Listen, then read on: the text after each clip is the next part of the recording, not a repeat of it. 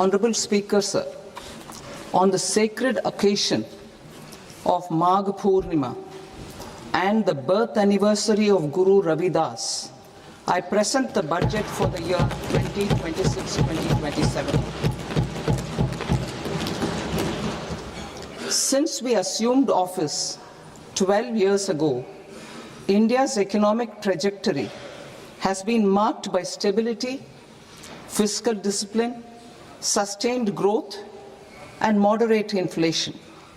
This is the result of conscious choices we have made, even in times heightened uncertainty and disruption. Our government, led by Honorable Prime Minister Modi, has decisively and consistently chosen action over ambivalence, reform over rhetoric, and people over populism.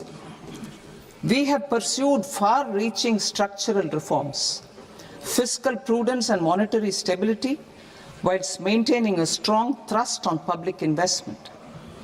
Keeping Atmanirbharta as a lodestar, we have built domestic manufacturing capacity, energy security, and reduced critical import dependencies. Simultaneously, we have ensured that citizens benefit from every action of the government, undertaking reforms to support employment generation, agricultural productivity, household purchasing power, and universal services to people. These measures have delivered a high growth rate of around 7% and helped us make substantial strides in poverty reduction and improvement in the lives of our people. Today, we face an external environment in which trade and multilateralism are imperiled and access to resources and supply chains are disrupted. New technologies are transforming production systems while sharply increasing demands on water, energy, and critical minerals. India will continue to take confident steps towards Vikasit Bharat, balancing ambition with inclusion. As a growing economy with expanding trade and capital needs, India must also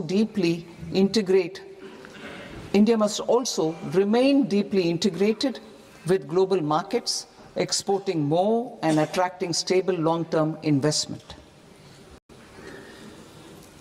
As I begin Part A, I want to express my gratitude to the people for standing firmly with us as we forge our way together towards becoming one of the largest economies of the world.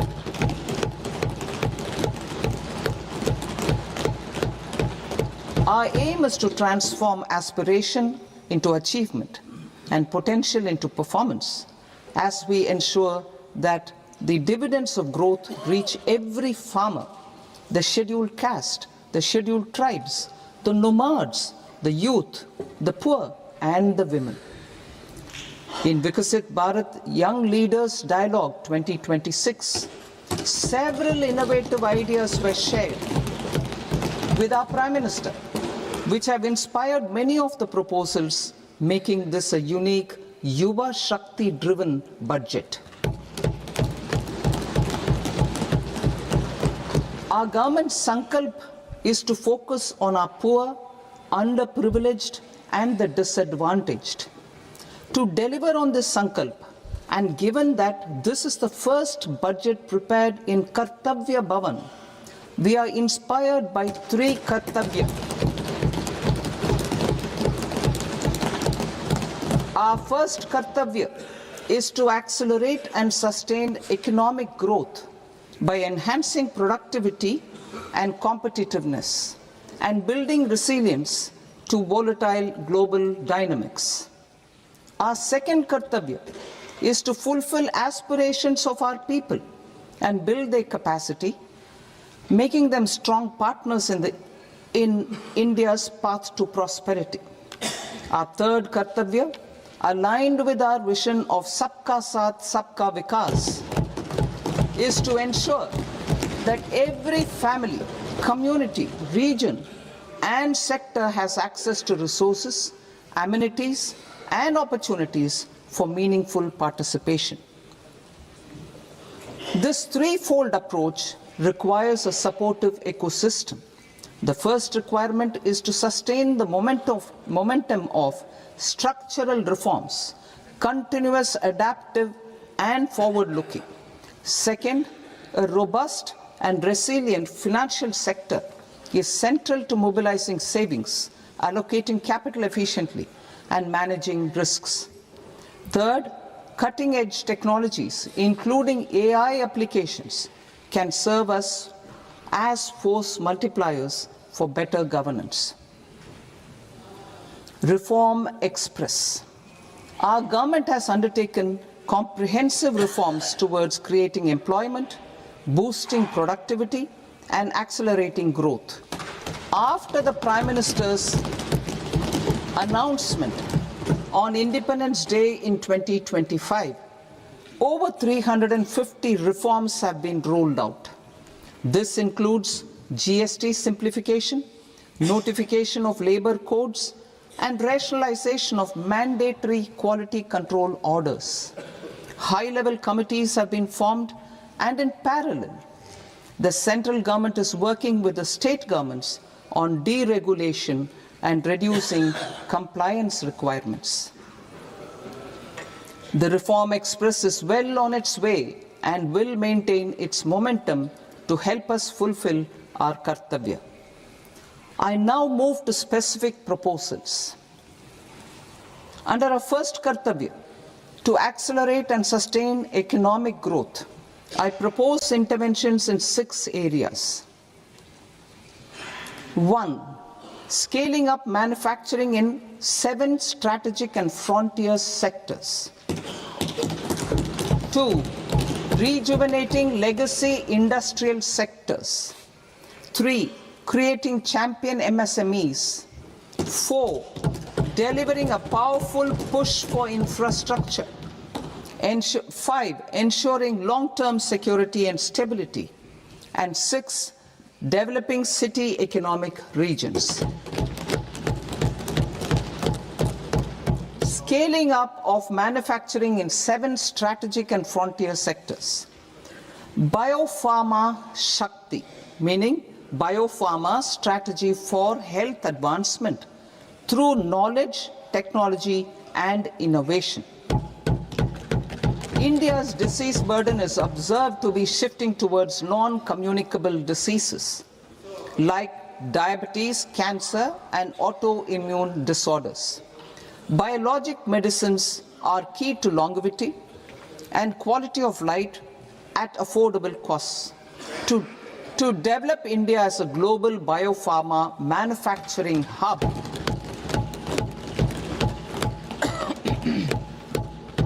I propose the Biopharma Shakti with an outlay of 10,000 crores over the next 5 years. This will build the ecosystem for domestic production of biologics and biosimilars. The strategy will include a biopharma-focused network with 3 new national institutes of pharmaceutical education and research, popularly known as NIPERs, and upgrading 7 existing ones. It will also create a network of 1,000 accredited India clinical trials sites. We propose to strengthen the Central Drug Standard Control Organization to meet global standards and approve timeframes through and approval timeframes through a dedicated scientific review cadre and specialists. India's semiconductor mission 1.0 expanded India's semiconductor sector capabilities. Building on this, we will launch ISM 2.0 to produce equipment and materials, design full-stack Indian IP, and fortify supply chains. We will also focus on industry-led research and training centers to develop technology and skilled workforce.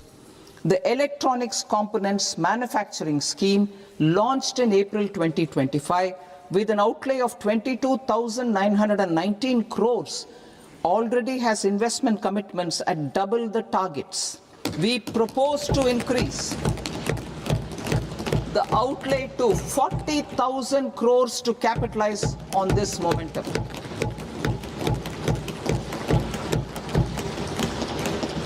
A scheme for rare earth permanent magnets was launched in 2025 November. We now propose to support the mineral-rich states of Odisha, Kerala, Andhra Pradesh and Tamil Nadu to establish dedicated rare earth corridors to promote mining, processing, research and manufacturing. To enhance domestic chemical production and reduction import dependency and reduce import dependency, we will launch a scheme to support states in establishing 3 dedicated chemical parks through challenge route on a cluster-based plug-and-play model. Strong capital goods.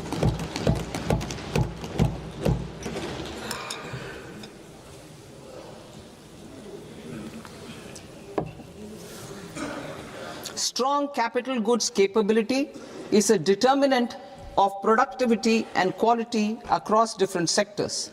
Towards building this capacity, I propose the following. High-tech tool rooms will be established by central public sector enterprises at 2 locations as digitally enabled automated service bureaus that locally design, test and manufacture high-precision components at scale and at lower cost. 2. A scheme for enhancement of construction and infrastructure equipments will be introduced to strengthen domestic manufacturing of high value and technologically advanced CIE. This can range from lifts in a multi-storied apartment or firefighting equipment in multiplexes, large or small, and to tunnel boring equipments for building metros and high-altitude roads. I also propose a scheme for container manufacturing to create a globally competitive container manufacturing ecosystem with a budgetary allocation of 10,000 crores over a 5-year period. For the labor-intensive textile sector, I propose an integrated program with 5 subparts. 1. The National Fiber Scheme for self-reliance in natural fibers, such as silk, wool and jute, man-made fibers, and new-age fibers. Textile expansion and employment scheme to modernize traditional clusters with capital support for machinery, technology upgradation, and common testing and certification centers. 3. The National Handloom and Handicraft Program to integrate and strengthen existing schemes and ensure targeted support for weavers and artisans. Tex Eco Initiative to promote globally competitive and sustainable textiles and apparels. Samarth 2.0 to modernize the upgrade the textile skilling ecosystem through collaboration with industry and academic institutions. Further, I propose to set up mega textile parks in challenge mode. They can also focus on bringing value addition to technical textiles. I propose to launch the Mahatma Gandhi Gram Swaraj initiative to strengthen khadi, handloom and handicrafts. This will help in global market linkage and branding. It will streamline and support training, skilling, quality of process and production.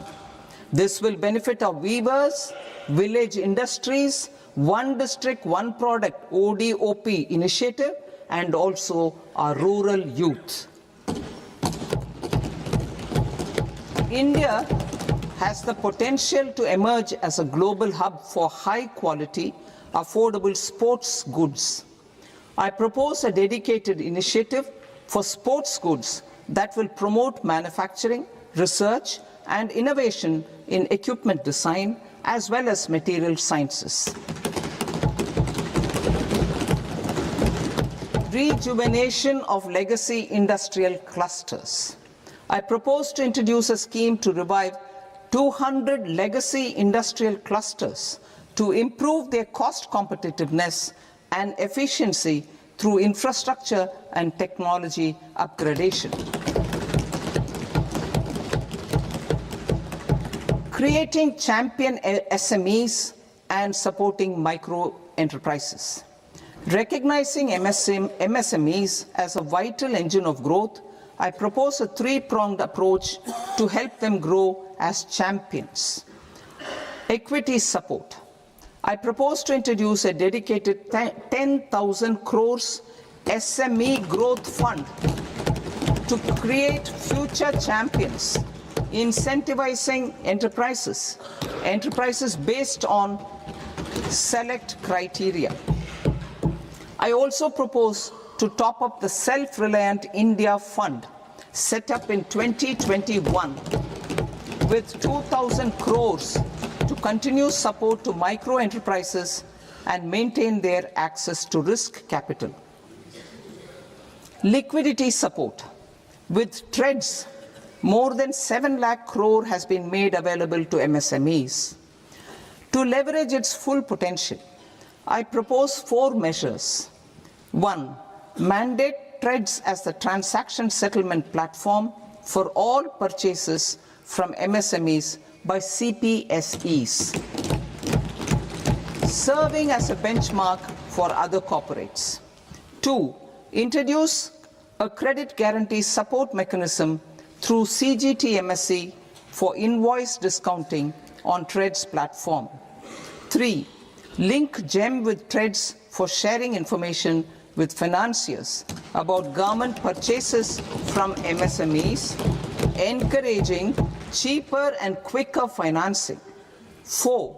Introduce TREDS receivables as asset-backed securities, helping develop a secondary market, enhancing liquidity and settlement of transactions. Professional support. Government will facilitate professional institutions such as the ICAI, ICSI, ICMAI to design short-term modular courses and practical tools to develop a cadre of corporate mitras, especially in Tier 2 and Tier 3 towns.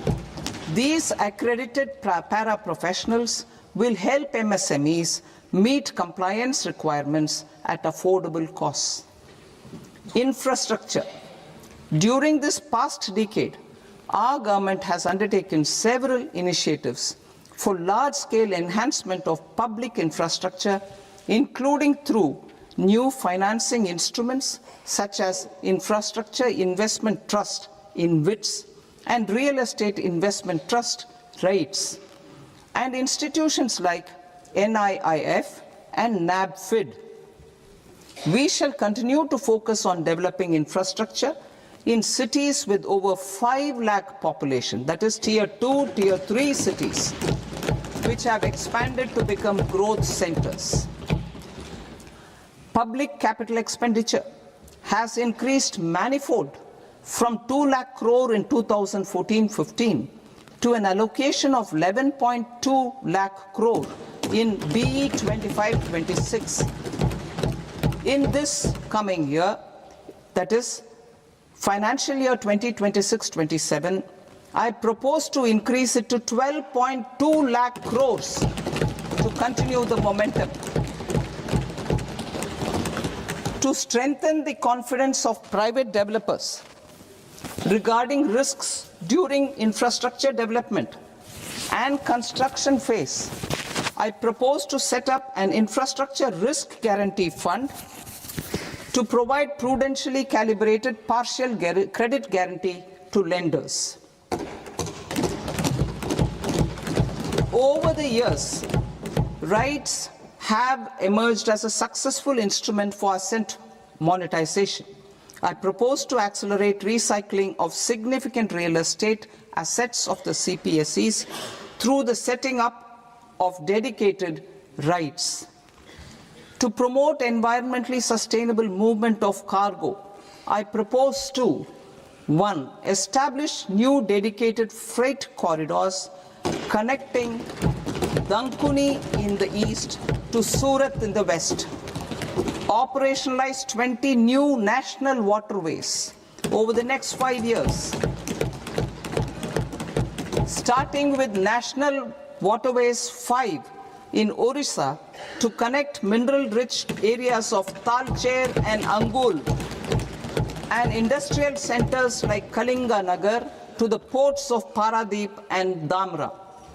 Training institutes will be set up as regional centers of excellence for development of required manpower for these waterways.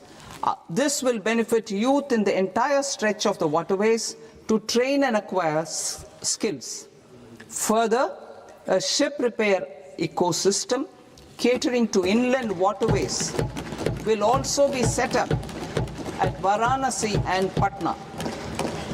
And C, launch a coastal cargo promotion scheme for incentivizing a modal shift from rail to road to increase the share of inland waterways and coastal shipping from 6% to 12% by 2047. To enhance last mile and remote connectivity and promote tourism, I propose to give incentives to indigenize manufacturing of seaplanes. A seaplane VGF scheme will be also introduced to provide support for operations. Carbon capture, utilization and storage. Aligning with the roadmap launched in December 2025, the carbon capture, utilization and storage technologies at scale will achieve higher readiness and in end-use application across 5 industrial sectors, including power, steel, cement, refineries, and chemicals. An outlay of 20,000 crore is proposed over the next 5 years for this purpose. City economic regions. Cities are India's engines of growth, innovation, and opportunities. We shall now focus on Tier 2, Tier 3 cities, and even temple towns, which need modern infrastructure and basic amenities. This budget aims to further amplify the potential of cities to deliver the economic power of agglomerations by mapping city economic regions based on their specific growth drivers. An allocation of 5,000 crore per CER over 5 years is proposed for implementing their plans through a challenge mode with a reform-cum-result-based financing mechanism. In order to promote environmentally sustainable passenger systems, we will develop 7 high-speed rail corridors between cities as growth connectors, namely Mumbai to Pune, Pune to Hyderabad, Hyderabad to Bengaluru, Hyderabad to Chennai, Chennai to Bengaluru, Delhi to Varanasi, Varanasi to Siliguri.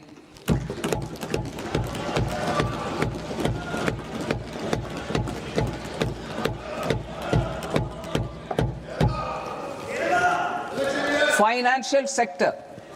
The Indian banking sector today is characterized by strong balance sheet, historic highs in profitability, improved asset quality, and coverage exceeding 98% of villages in the country. At this juncture, we are well placed to futuristically evaluate the measures needed to continue on the path of reform-led growth of this sector. I propose setting up a high-level committee on banking for Vikasit Bharat. High-level committee on banking for Vikasit Bharat to comprehensively review the sector and align it with India's next phase of growth, while safeguarding financial stability, inclusion, and consumer protection. The vision for NBFCs for Vikasit Bharat has been outlined with clear targets for credit disbursement and technology adoption in order to achieve scale and improve efficiency in the public sector NBFCs. As a first step, it is proposed to restructure the Power Finance Corporation and Rural Electrification Corporation. I propose a comprehensive review of the foreign exchange management non-debt instruments rules to create a more contemporary, user-friendly framework for foreign investments consistent with India's evolving economic priorities. Corporate bond market.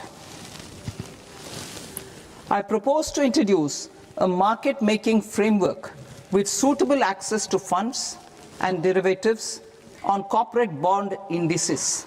I also propose to introduce total return swaps on corporate bonds. Municipal bonds.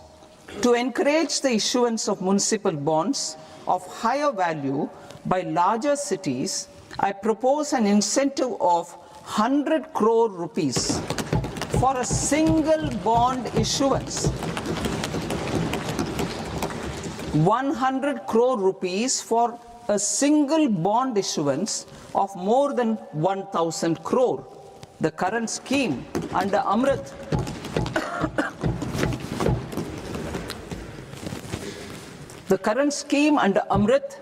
which incentivizes issuances up to 200 crores only, will also continue to support smaller and medium towns.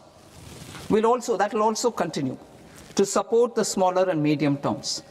Ease of doing business. Individual persons resident outside India, PROI, will be permitted to invest in equity instruments of listed Indian companies through the portfolio investment scheme. It is also proposed to increase the investment limit for an individual PROI under the scheme from 5% to 10%, with an overall investment limit for all individual PROIs to 24% from the current 10%. Emerging technologies including AI. 21st century is technology driven. Adoption of technology is for the benefit of all people. Farmers in the field, women in STEM, youth keen to upskill, and Divyangjan to access newer opportunities. The government has taken several steps to support new technologies through AI Mission, National Quantum Mission, Anusandhan National Research Fund, and Research and Development and Innovation Fund. Our second kartavya is to fulfill aspirations and build capacities. Close to 25 crore individuals have come out of multi-dimensional poverty through a decade of our government's sustained and reform-oriented efforts.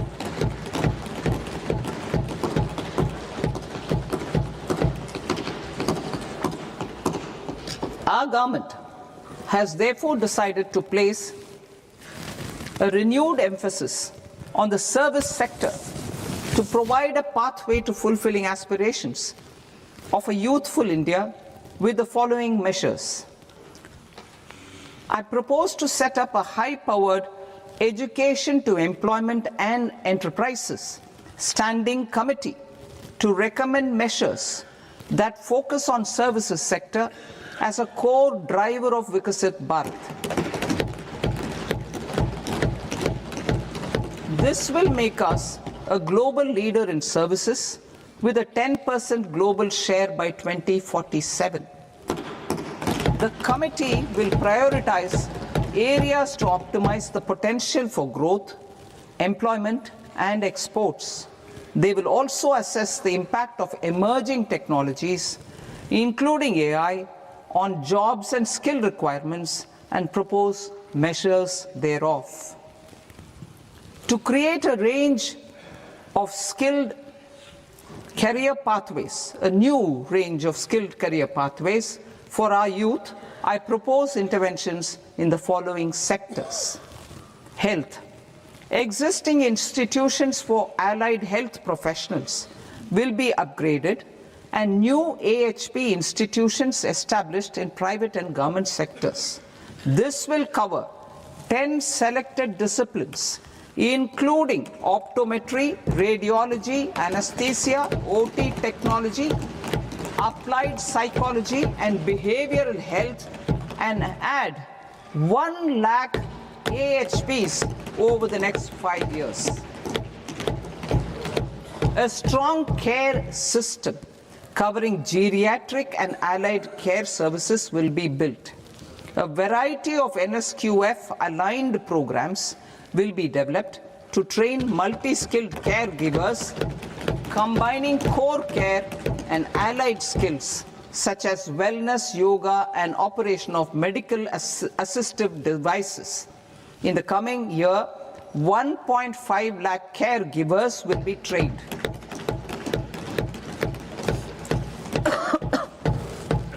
Hubs for medical value tourism.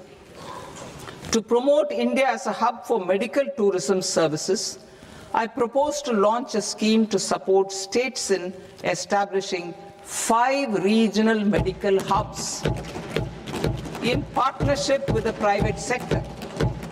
These hubs will serve as integrated healthcare complexes that combine medical, educational, and research facilities. They will have Ayush centers, medical value tourism facilitation centers, and infrastructure for diagnostics, post-care, and rehabilitation. These hubs will provide diverse opportunities, job opportunities for health professionals, including doctors and AHPs. Ancient Indian yoga, already respected in several parts of the world, was given a mass global recognition when Honorable Prime Minister took it to the UN. Post-COVID, Ayurveda gained a similar global acceptance and recognition. Exporting quality Ayurveda products helps farmers who grow the herbs and youth who process the products. To meet growing global demand, a few more steps are being taken. I propose to 1. Set up 3 new All India Institutes of Ayurveda. 2. Upgrade Ayush pharmacies and drug testing labs for higher standards of certification ecosystem and make available more skilled personnel. 3. Upgrade the WHO Global Traditional Medicine Center in Jamnagar to bolster evidence-based research, training, and awareness for traditional medicine. Animal husbandry. Livestock contributes to close to 16% of farm income, including of poor and marginal households. To scale up availability of veterinary professionals by more than 20,000, I propose to roll out a loan-linked capital subsidy support scheme for establishment of veterinary and para-veterinary colleges, veterinary hospitals, diagnostic laboratories, and breeding facilities in private sector. Collaboration between Indian and foreign institutions will also be facilitated. Orange economy. India's animation, visual effects, gaming and comics sector, AVGC sector, is a growing industry projected to require 2 million professionals by 2030. I propose to support the Indian Institute of Creative Technologies, Mumbai, in setting up AVGC content creator labs in 15,000 secondary schools all over the country and 500 colleges. The Indian design industry is expanding rapidly, and yet there is a shortage of Indian designers. I propose to establish, through Challenge Route, a new National Institute of Design to boost design education and development in the eastern region of India. Education. Our government will support states through challenge route in creating 5 university townships in the vicinity of major industrial and logistics corridors. These planned academic zones will host multiple universities, colleges, and research institutions, skill centers, and residential complexes. In higher education, STEM institutions, prolonged hours of study and laboratory work pose some challenges for girl students. Through VGF, Viability Gap Funding and capital support, one girls' hostel will be established in every district.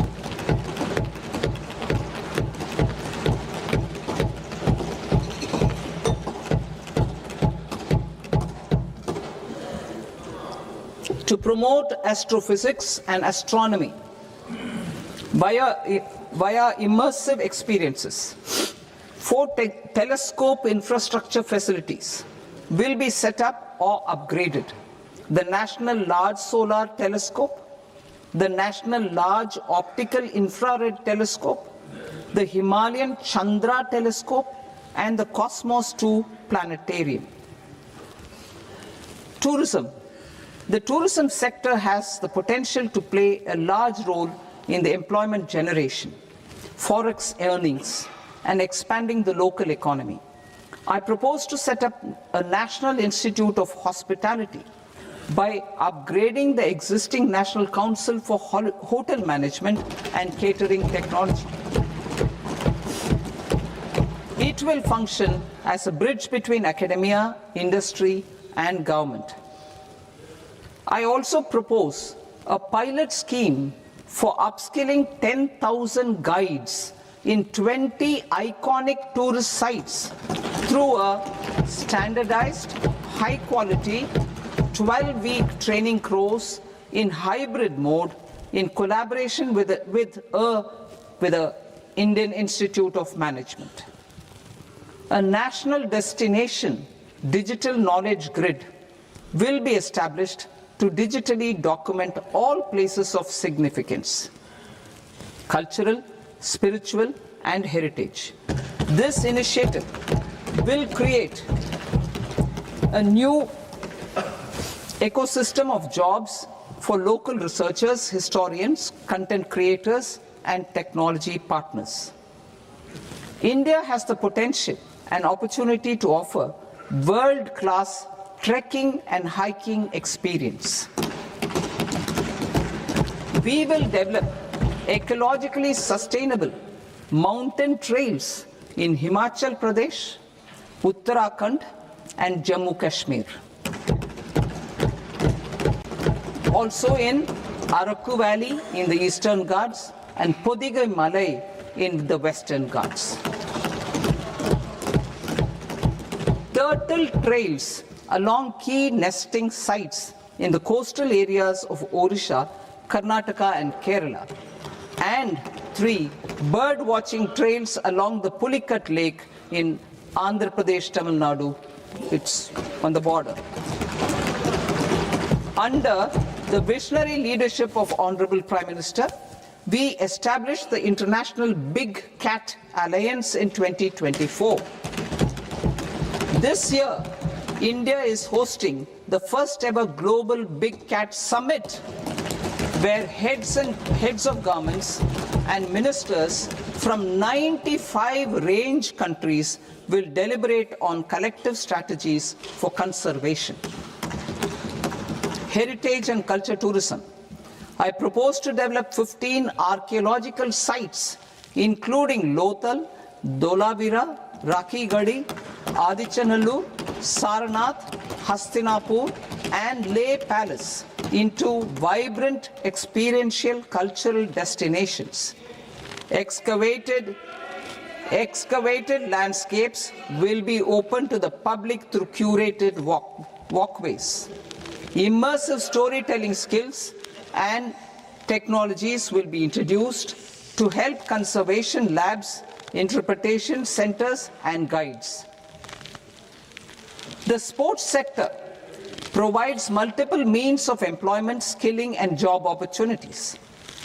Taking forward the systematic nurturing of sports talent which is set in motion through the Khelo India program earlier, I propose to launch a Khelo India mission to transform the sports sector over the next decade. The mission will facilitate an integrated talent development pathway supported by training centers which are foundational, intermediate, and elite levels. B, systematic development of coaches and support staff. C, integration of sports science and technology. D, competitions and leagues to promote sports culture and provide platforms. And E, development of sports infrastructure for training and competition.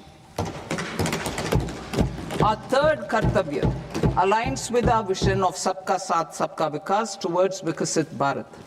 This requires targeted efforts for 1. Increasing farmer incomes through productivity enhancement and entrepreneurship, with special attention to small and marginal farmers.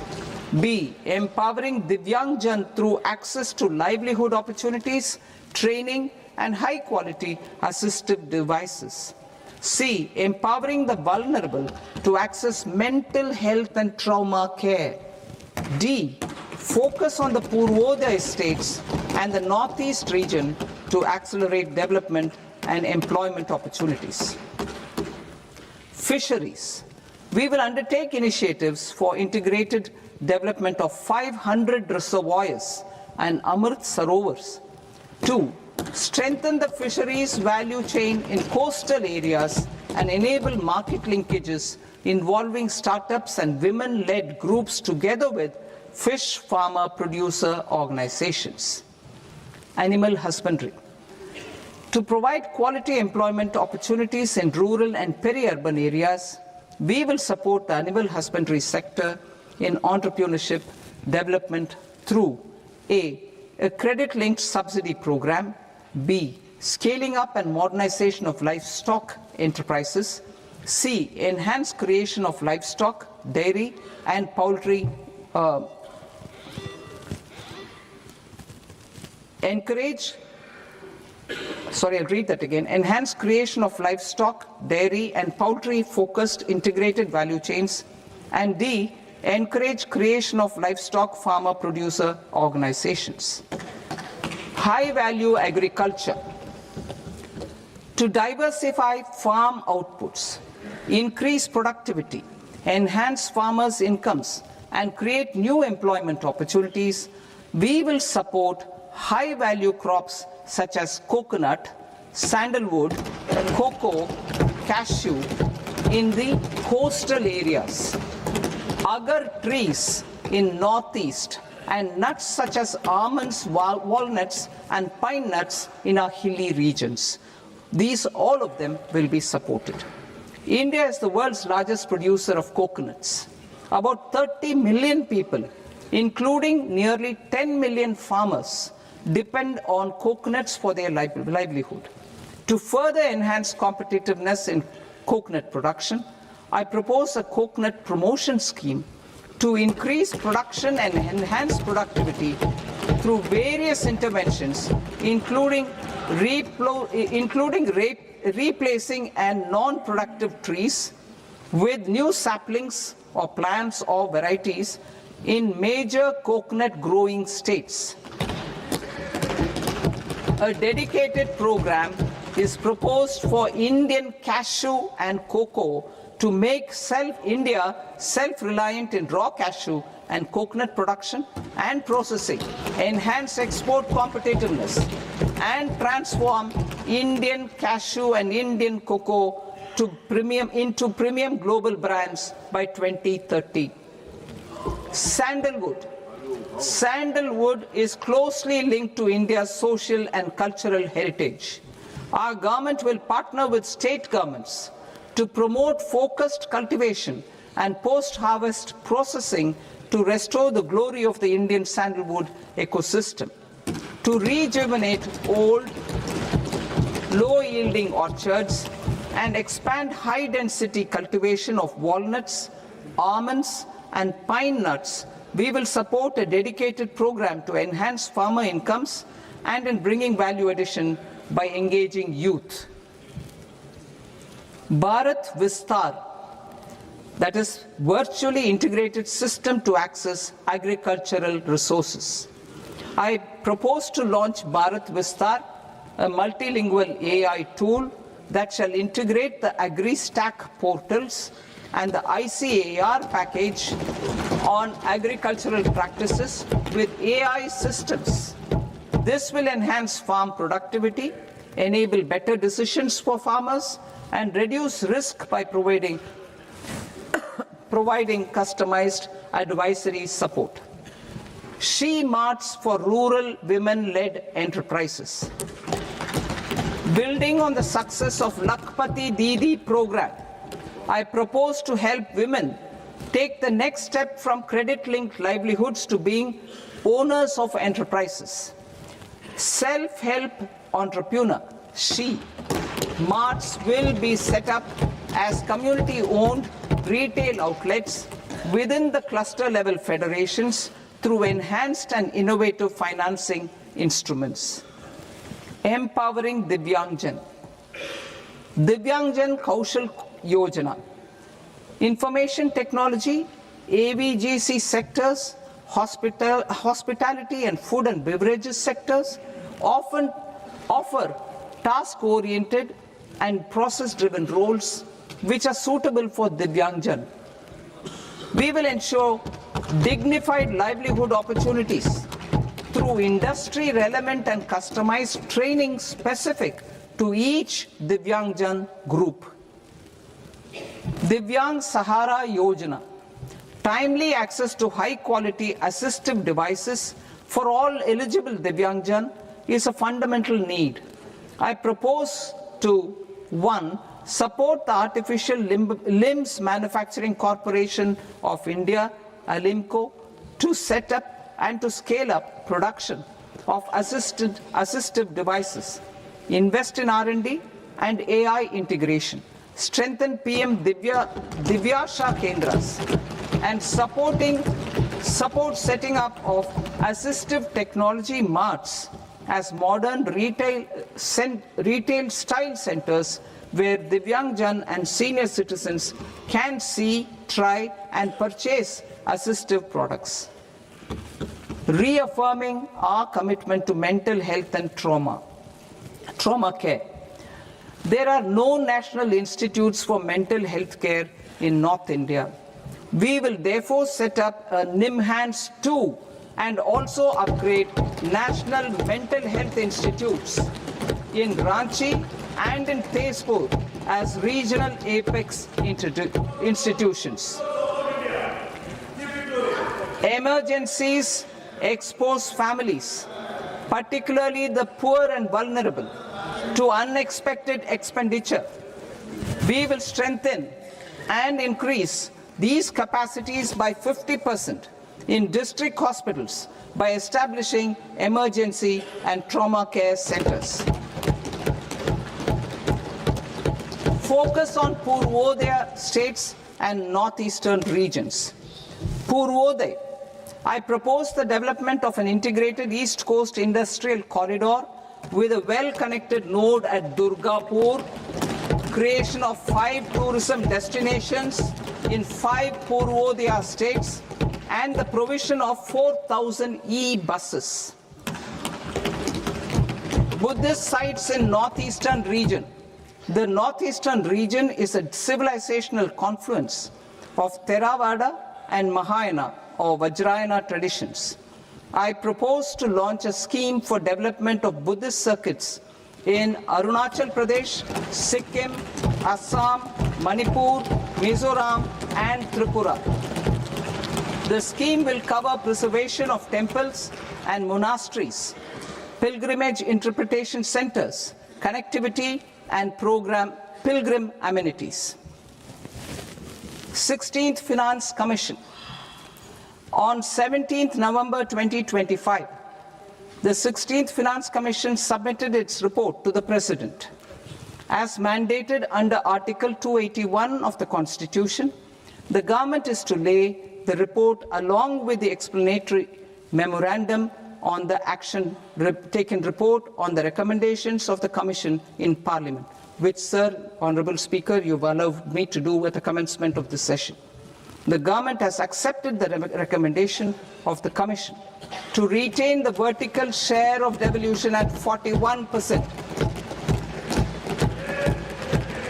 As recommended by the Commission, I have provided 1.4 lakh crores of rupees to the states for the year 2026-2027 as Finance Commission grants. These include rural and urban local body and disaster management grants. Fiscal consolidation. Government has been delivering on our fiscal commitments consistently without compromising on social needs. To strive towards accepted standards of fiscal management in Budget 25-26, I had indicated that the central government would target reaching a debt-to-GDP ratio of 50 plus or minus 1% by 2030-31. In line with this, the debt-to-GDP ratio is estimated to be 55.6% of GDP in BE 26-27, compared to 56.1% of GDP in RE 25-26. A declining debt-to-GDP ratio will gradually free up resources for priority sector lending and expenditure by reducing the outgo on interest payments. One of the main operational instruments for debt targeting is the fiscal deficit. I am happy to inform this august House that I fulfilled my commitment made in 2021-2022 to reduce fiscal deficit below 4.5% of GDP by 25-26. In RE 25-26, the fiscal deficit has been estimated at par with BE of 2025-26 at 4.4% of GDP. In line with the new fiscal prudence path of debt consolidation, the fiscal deficit in BE 26-27 is estimated to be 4.3% of the GDP.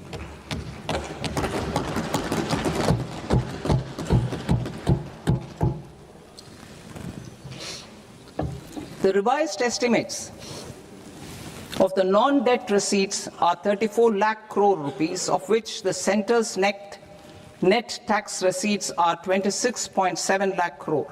The revised estimate of the total expenditure is 49.6 lakh crore rupees, of which the capital expenditure is about 11 lakh crores.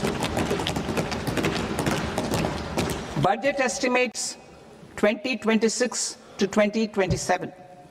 Coming to 26-27, the non-debt receipts and the total expenditure are estimated as 36.5 lakh crore and 53.5 lakh crore respectively. The centre's net tax receipts are estimated at 28.7 lakh crore rupees. To finance the fiscal deficit, the net market borrowings from dated securities are estimated at 11.7 lakh crore rupees. The balance financing is expected to come from small savings and other sources. The gross market borrowings are estimated at 17.2 lakh crore rupees. I'll now move to Part B. Part B, direct taxes.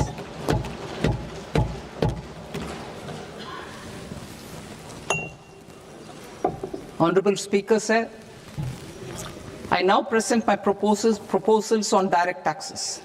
New Income Tax Act. In July 2024, I announced a comprehensive review of the Income Tax Act 1961. This was completed in a record time, and the Income Tax Act 2025 will come into effect from 1st April 2026.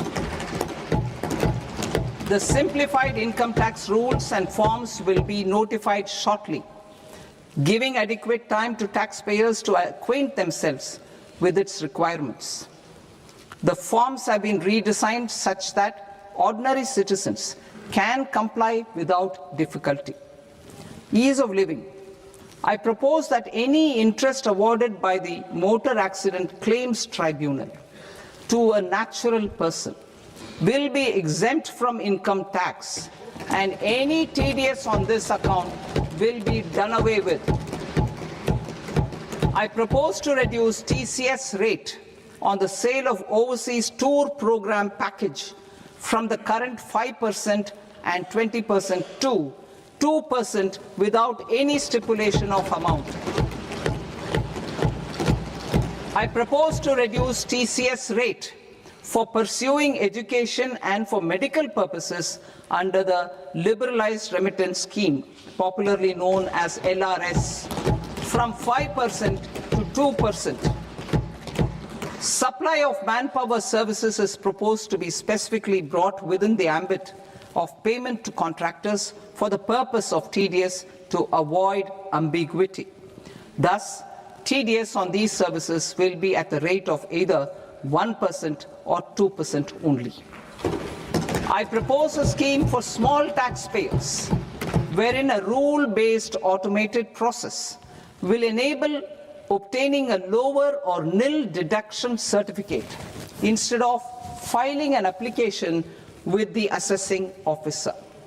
For the ease of taxpayer holding securities in multiple companies, I propose to enable depositories to accept Form 15G or Form 15H from the investor and provide it directly to various relevant companies.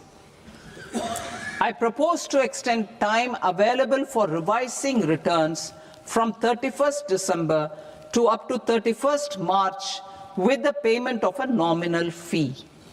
I also propose to stagger the timeline for filing of tax returns.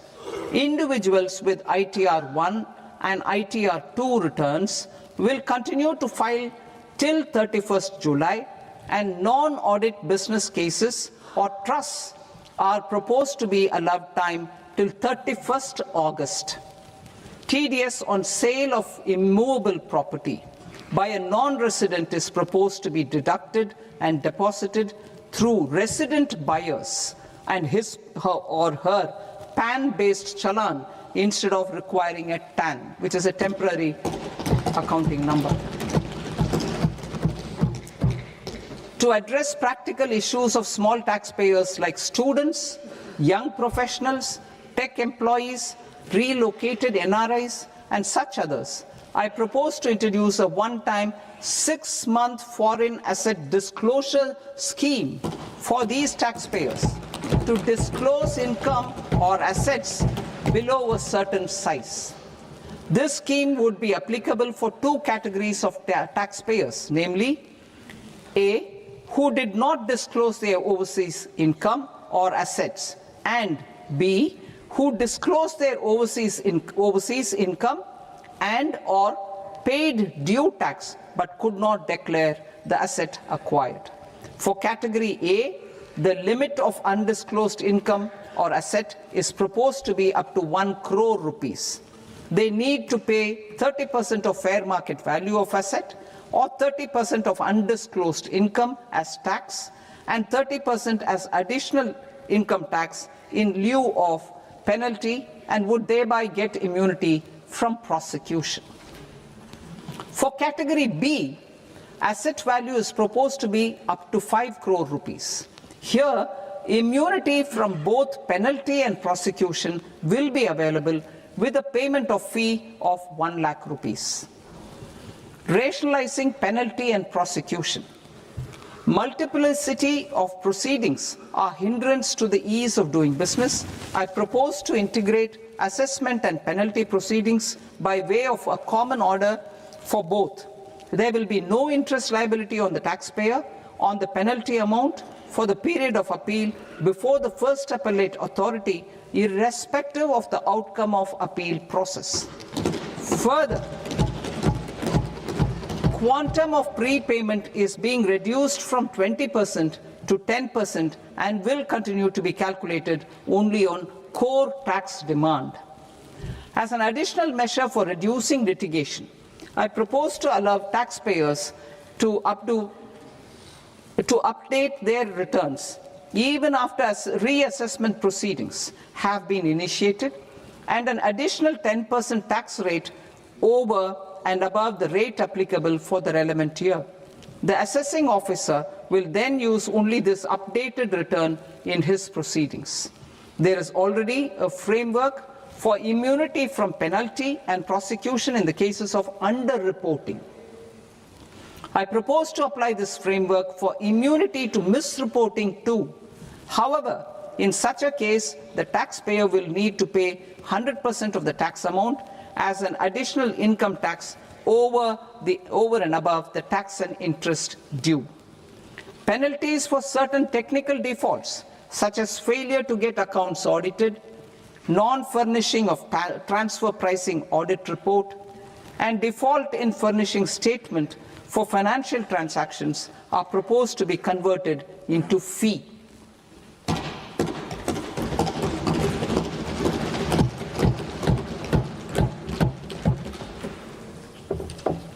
I propose to rationalize prosecution framework under Income Tax Act while maintaining a careful balance for deterrence in some serious offence. Non-production of books of account and documents and requirement of TDS payment where payment is made in kind are being decriminalized. Further, minor offences will attract fine only. The remaining prosecutions will be graded commensurate with the quantum of offence. They will entail only simple imprisonment with maximum imprisonment reduced to 2 years and power to courts to convert even those into fines. There is no penalty. There is no penalty presently for non-disclosure of non-immovable foreign assets with aggregate value less than 20 lakh rupees. I propose to also provide them with immunity from prosecution with retrospective effect from 1/10/2024.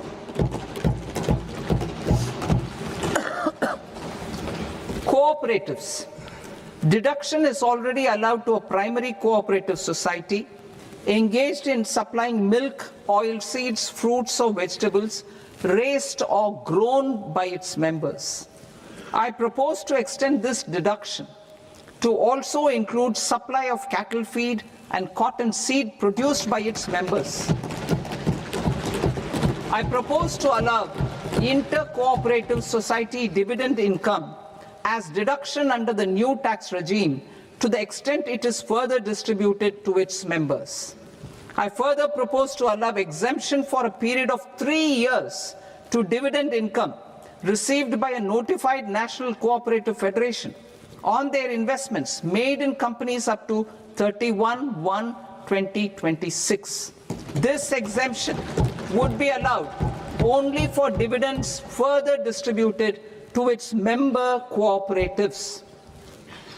Supporting IT sector as India's growth engine. India is a global leader in software development services, IT-enabled services, knowledge process outsourcing services, and contract R&D services relating to software development. These businesses and their segments are quite interconnected with each other. All these services are proposed to be clubbed under a single category of information technology services with a common safe harbor margin of 15.5% applicable to all. The threshold for availing safe harbor for IT services is being enhanced substantially from 300 crore rupees to 2,000 crore rupees. Safe harbor for IT services shall be approved by an automated rule-driven process without any need for tax officer to examine and accept the application. Once applied by an IT services company, the same safe harbor can be continued for a period of 5 years at a stretch at its choice. For IT services companies who want to conclude advanced pricing agreement, APA, I propose to fast-track unilateral APA process for IT services and endeavour to conclude it within a period of 2 years. The period of 2 years can be extended by a further period of 6 months on taxpayers' request. I propose to extend the facility of modified returns available to the entity entering APA to its associated entities also. Attracting global business and investment. Recognizing the need to enable critical infrastructure and boost investment in data centers, I propose to provide tax holiday till 2047 to any foreign company that provides cloud services to customers globally by using data center services from India. It will, however, need to provide services to Indian customers through an Indian reseller entity. I also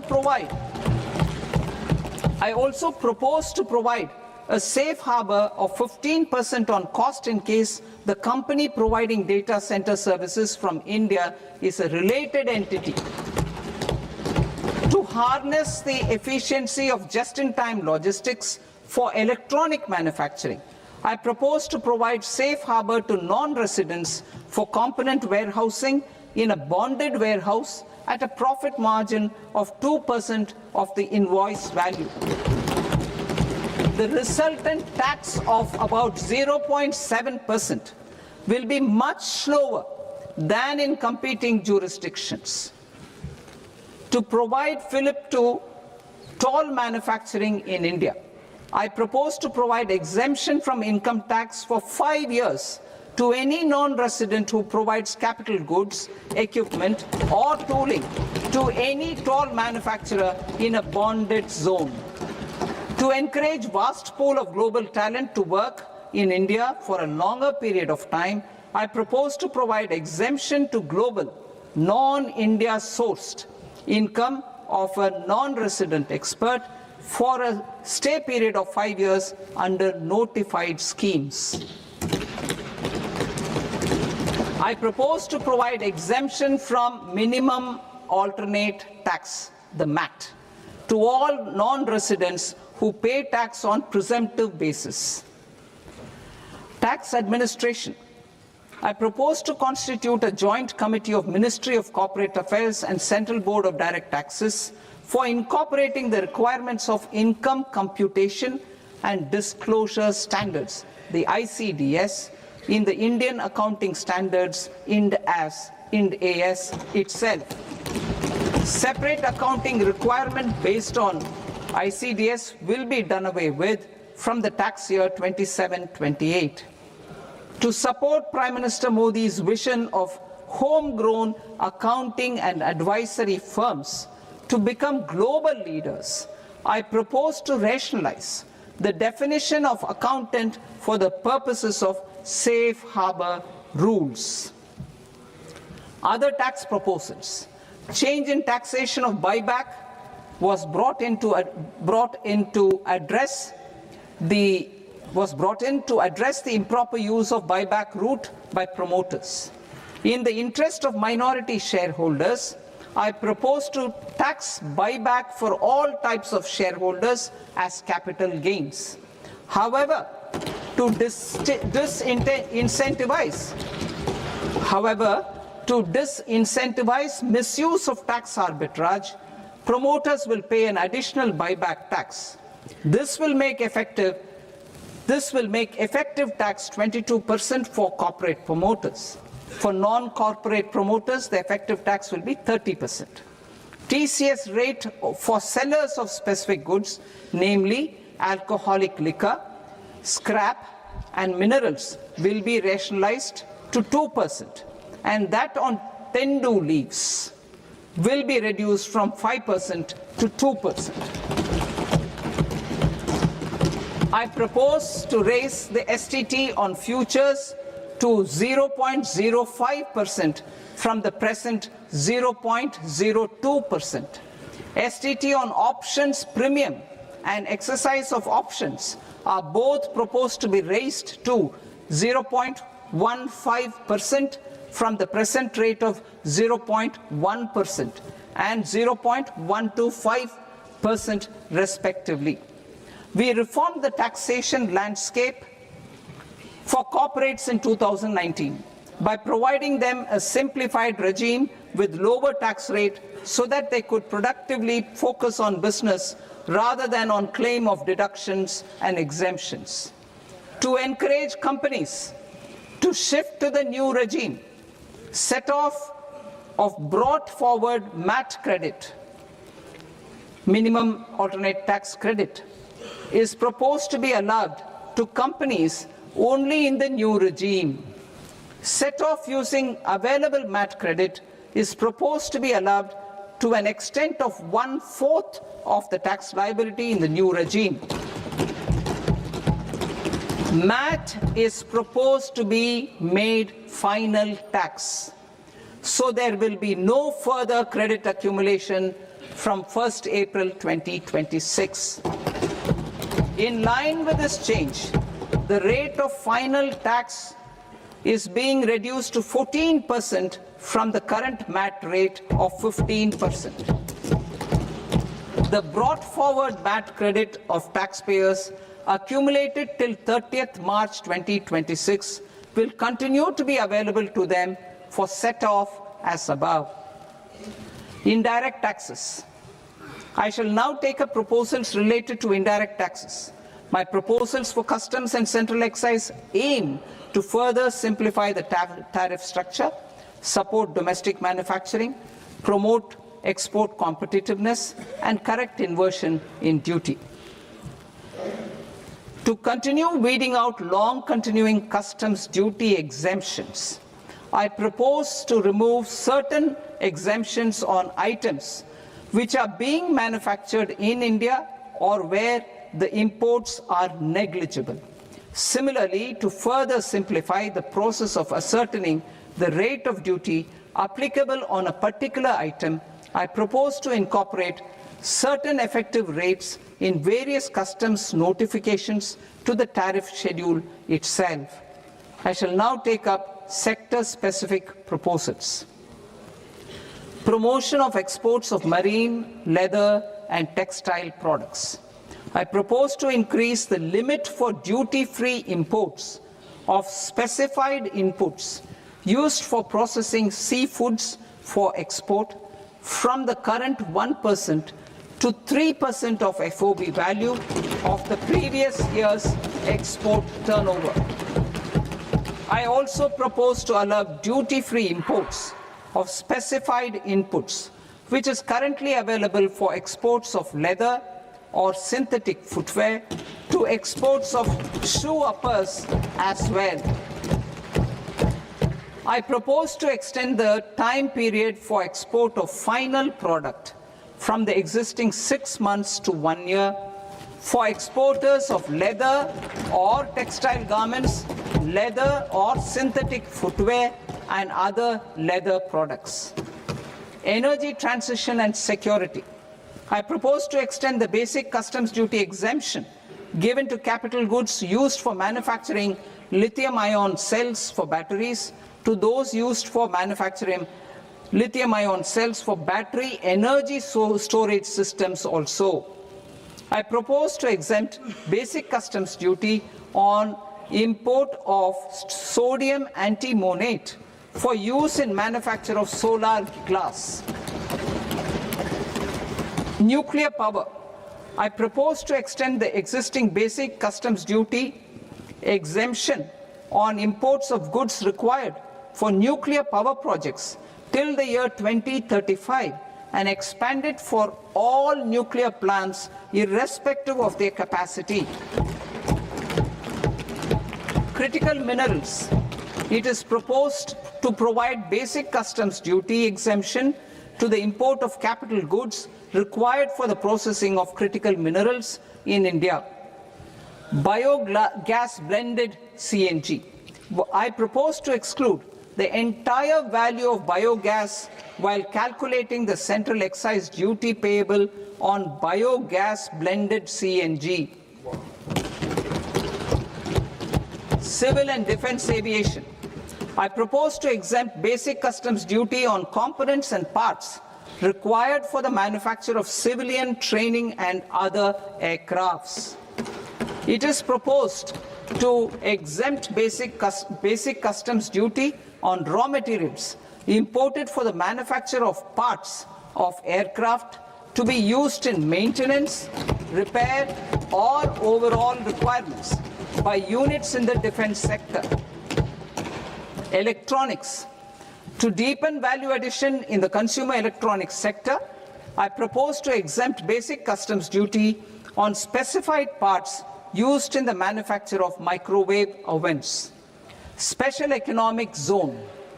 To address the concerns arising about utilization of capacity by manufacturing units in the special economic zones due to global trade disruptions, I propose as a special one-time measure to facilitate sales by eligible manufacturing units in SEZs to the domestic tariff area at concessional rates of duty. The quantity of such sales will be limited to a prescribed proportion of their exports. Necessary regulatory changes will be undertaken to operationalize the measures while ensuring level playing field for the units working in the DTA. Ease of living. To rationalize the customs duty structure for goods imported for personal use, I propose to reduce the tariff rate on all dutiable goods imported for personal use from 20% to 10%.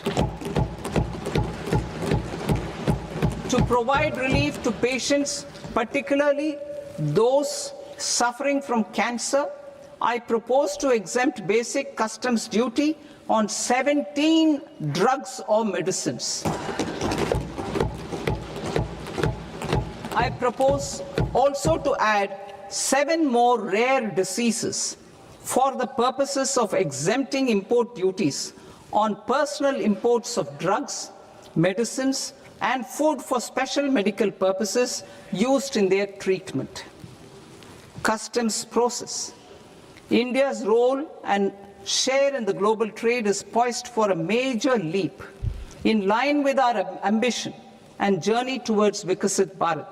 In this regard, I propose many measures for custom processes to have minimal intervention for smoother and faster movement of goods and greater certainty to the trade. Trust-based systems. I propose to enhance duty deferral period for Tier 2 and Tier 3 authorized economic operators, known as AEOs, from 15 days to 30 days. I propose to provide eligible manufacturer importers the same duty deferral facility. This should encourage them to get themselves accredited as a full-fledged Tier 3 AEO in due course. To provide greater certainty and for better business planning, I propose to extend validity period of advance ruling binding on customs from the present 3 years to 5 years. In the spirit of the whole of government approach,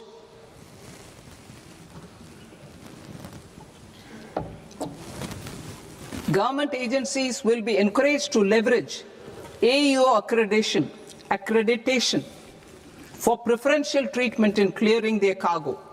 Regular importers with trusted long-standing supply chains will be recognized in the risk system so that the need for verification of their cargo every time can be minimized. Export cargo using electronic sealing.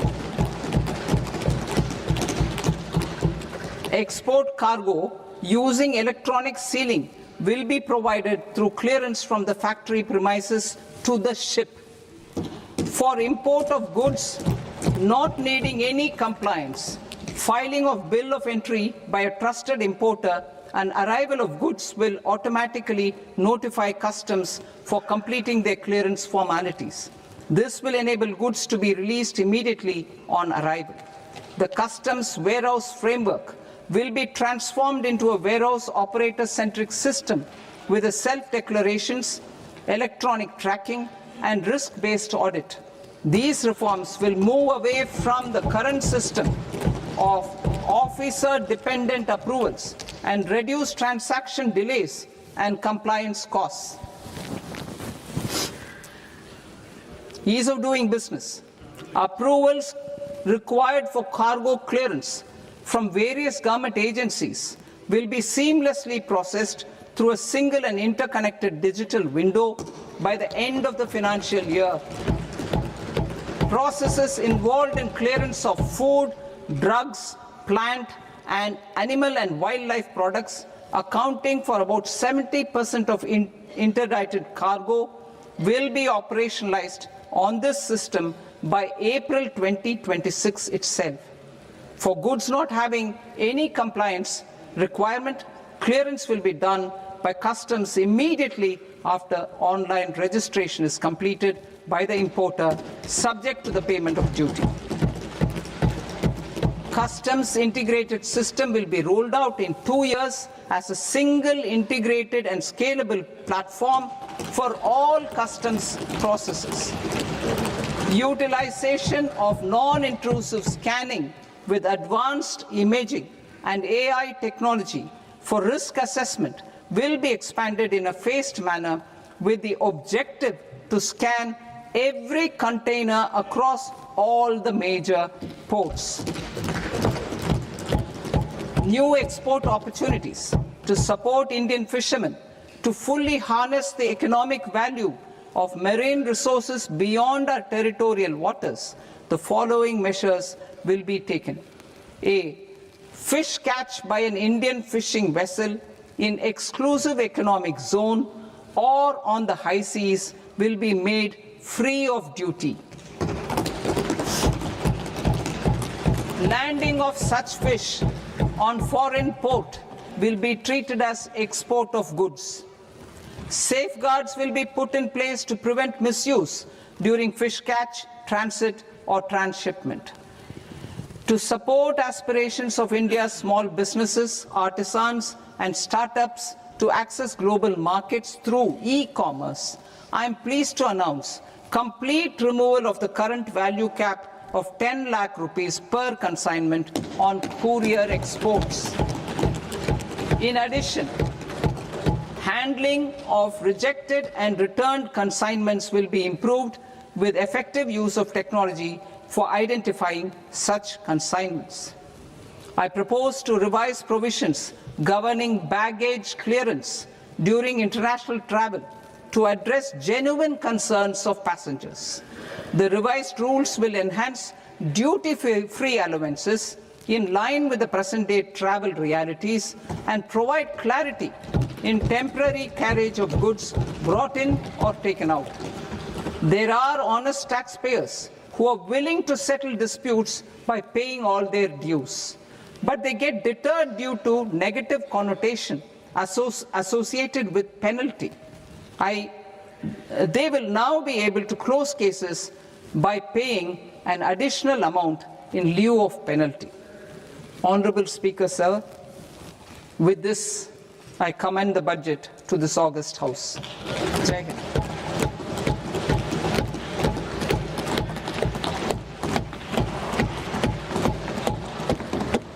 One and a half hours. Item number 3, माननीय वित्त मंत्री जी.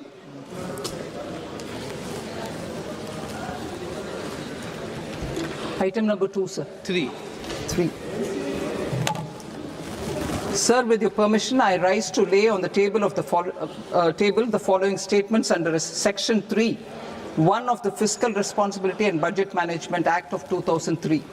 Medium-term fiscal policy, fiscal policy strategy statement, and macroeconomic framework statement. Item number 4, माननीय वित्त मंत्री जी. Sir, with your permission, I move for leave to introduce the Finance Bill 2026. प्रश्न ये कि विधेयक को पुनर्स्थापित करने की अनुमति प्रदान की जाए. जो सदस्य इस पक्ष में हाँ गए, जो सदस्य विरोध में ना गए, मेरे विचार में निर्णय हाँ वालों के पक्ष में हाँ वालों के पक्ष में अनुमति प्रदान की जाती है. माननीय मंत्री जी, अब विधेयक पुनर्स्थापित करें. Sir, I introduce the bill. माननीय सदस्यगण, आपको सूचित किया जाता है कि माननीय मुख्यमंत्री जी के बजट भाषण की कॉपी पब्लिकेशन काउंटर पर ली जाती है। बजट भाषण और बजट से संबंधित दस्तावेज आपके मोबाइल फोन और मेंबर पोर्टल्स पर ही उपलब्ध है। सभा की कार्रवाई कल सोमवार दिनांक 2 फरवरी 2026 को प्राप्त 11 बजे तक के लिए स्थगित की जाती है।